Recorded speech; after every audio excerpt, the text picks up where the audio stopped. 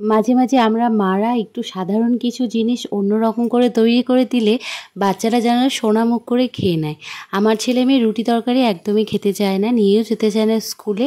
তাই আজকে একটু চিজি পরোটা তৈরি করে দিয়েছিলাম। কিছুই না, ময়দাটাকে একটু রুটির মতো করে বেলে নিয়েছিলাম, তারপরে তার ভেতর চিজটা আমি গ্রেট করে দিয়েছি।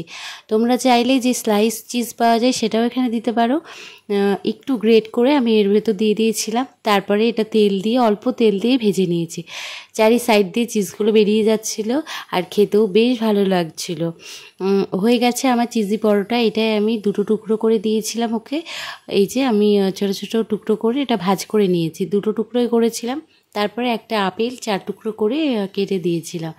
প্রতিদিন একটু ফল দেওয়ার চেষ্টা করি। আজকে আপেল আর শশা দিয়েছিলাম। আপেলটা 4 টুকরো করে কেটে দিয়েছিলাম আর শশাটাও ছোটো ছোটো করে কেটে দিয়েছিলাম, অল্প একটু লবণ দিয়ে মাখিয়ে দিয়েছিলাম। এই ছিল আজকে